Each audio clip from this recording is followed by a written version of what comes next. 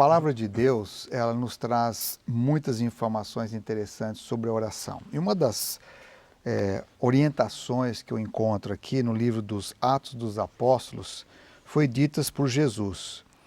E ele, reunindo os seus discípulos em sua despedida, ele disse o seguinte para eles: olha, pois João batizou vocês com água, mas dentro de poucos dias vocês serão batizados com o Espírito Santo. Então os que estavam reunidos perguntaram ao Senhor: Mestre, é nesse tempo que vais restaurar o reino de Israel? Jesus lhes respondeu: Não lhes compete saber os tempos ou as datas que o Pai estabeleceu por sua própria autoridade.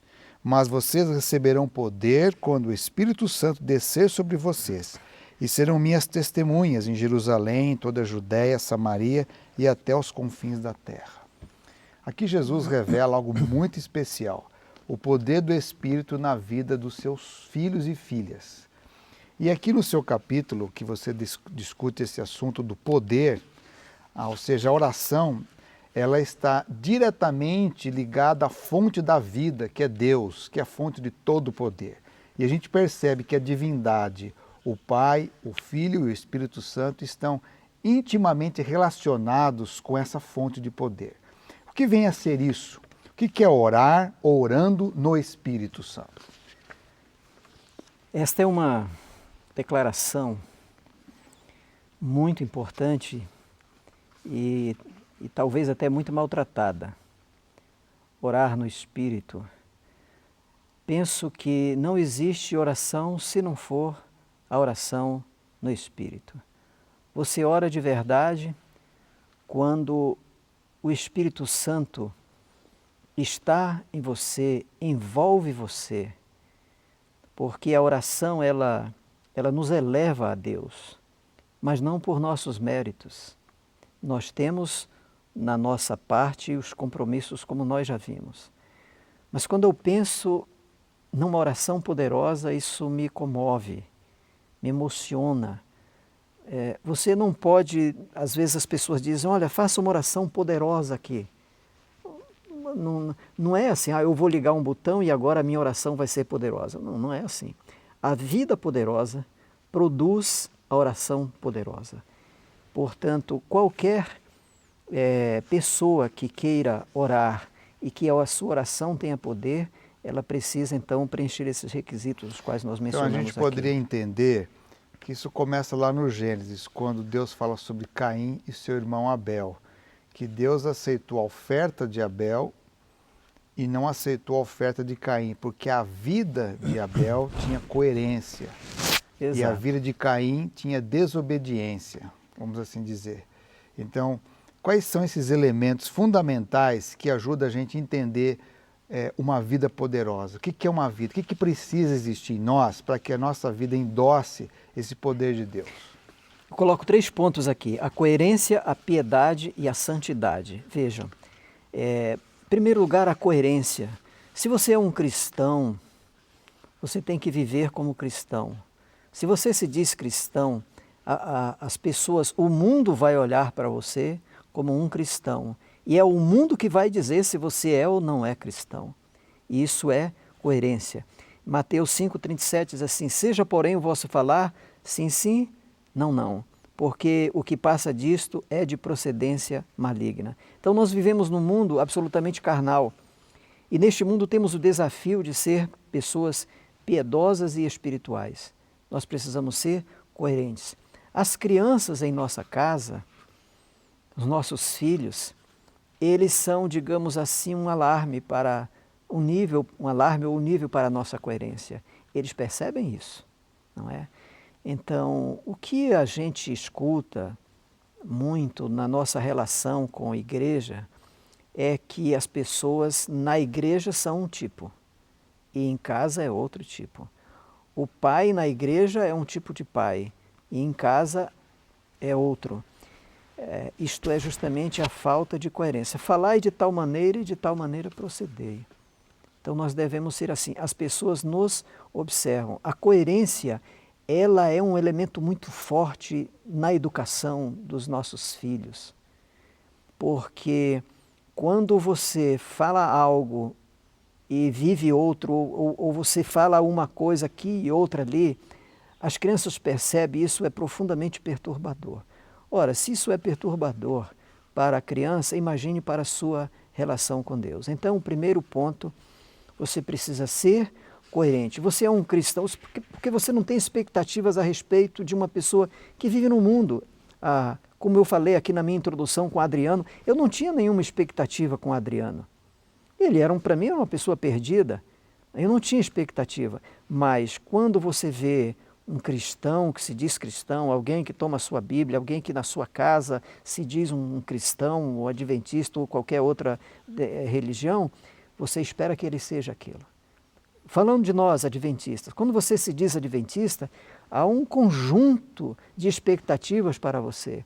E você tem que ser coerente.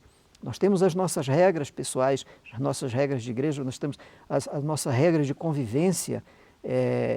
Pode parecer regra demais, mas nós temos essa orientação de Deus justamente para nós sermos coerentes com aquilo que nós estamos falando.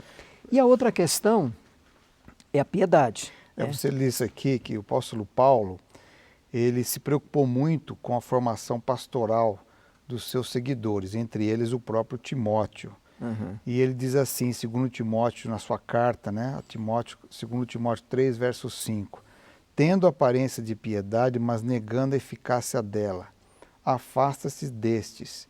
Na instrução para Timóteo, Paulo ele aplica um valor muito importante. Pessoas que têm uma aparência de piedade, mas não agem como tal. Ele diz assim, e você diz assim, que a palavra piedade geralmente aparece com outras virtudes cristãs, como temperança, paciência, mansidão e amor fraternal e caridade. Então, o conselho de Paulo aqui é que Timóteo observe bem com quem ele está caminhando, porque a falsa piedade ela é tão nociva, quanto outros tipos de iniquidades. Mas aqui, a fonte de poder tem a ver com uma vida de piedade, correto? Perfeitamente. Olha, hoje a gente não fala muito de piedade, e a piedade, como eu disse, ela está num conjunto de outras virtudes cristãs, e às vezes ela não é percebida e nem nós nos preocupamos com ela. Eu quase nunca ouvi alguém dizer aquela pessoa é uma pessoa piedosa. Talvez a gente nem saiba o que é piedade. Piedade vem de pia, né? Pessoas pias, pessoas consagradas, pessoas santas, pessoas santificadas a Deus, né? Então, a piedade, ela precisa acompanhar a pessoa que quer ter poder na sua oração. Tem que haver piedade, é o contrário de reverência. Vamos orar aqui e tal, junto aqui vamos orar. Peraí, você vai falar com quem? Você vai falar com Deus, não é fazer um montinho e orar. Você precisa demonstrar piedade, você precisa ter piedade. As pessoas que têm piedade, as pessoas pias, paira em torno delas uma atmosfera de poder. E o apóstolo Paulo, ele falou isso em relação à rotina de Timóteo. Ele disse, olha, foge das paixões da mocidade. Olha só, você conhece um jovem piedoso? Muito raro. Por quê? Porque para ser piedoso é preciso fugir das paixões da mocidade. E principalmente as paixões, elas estão relacionadas com uma vida de hipocrisia, uma vida de iniquidade, onde você quer uma coisa, mas faz outra. Aqui você, por exemplo, mencionou algo muito interessante, que piedade significa amor e respeito às coisas de Deus, devoção. E por conseguinte, você liga o seguinte, um terceiro ponto importante numa vida de poder é santidade. Como que isso fecha, então, esses três valores importantes, a coerência, a piedade e a santidade? E a santidade. Eu penso que esses elementos, eles não podem ser separados. Eles estão aqui apenas por uma forma didática, para compreendermos bem. Eles não podem ser separados. Uma pessoa, para que ela seja santa, hoje, inclusive, não há mais expectativas a respeito de pessoas santas. O que a gente diz? Não, eu não sou santo.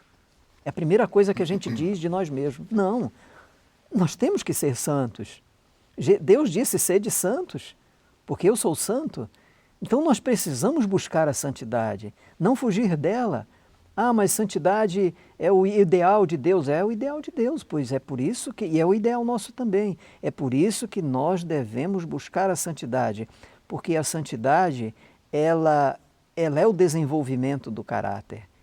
A santidade é aquilo que você vai desenvolvendo na sua vida. Eu às vezes me pergunto, como é que Deus ouviu as minhas orações de 20 anos, 30 anos atrás? E o Espírito Santo me levou a uma evolução de vida que às vezes eu tenho vergonha da vida que eu vivia. Na verdade, eu penso que um cristão que olha para a sua vida para 2, 3 anos atrás e não ver mudança, tem alguma coisa errada. E ainda há cristão que diz assim, não, eu não mudo. E alguns ainda dizem assim, Deus sabe que eu sou assim. Pois é. E Deus aí sabe. que está a razão para eu precisar mudar. Eu gosto de uma frase do Max Lucado, do escritor, que ele diz assim, Cristo me aceita como eu sou, mas se recusa a me deixar desse jeito. Ele simplesmente quer me transformar à sua imagem e semelhança, como ele é. Então, isso é maravilhoso. Sim. Eu posso ir do jeito que eu estou hoje a Cristo, mas Ele não quer que eu permaneça assim. Ele trabalha para que eu seja transformado. Então, que Deus possa abençoar a gente nessa jornada, ter uma vida de poder, que é o que Ele mais sonha para nós. Positivo. E aqui, completando, diz assim, Deus é santo e para entrar em sua presença é necessário santificar-se.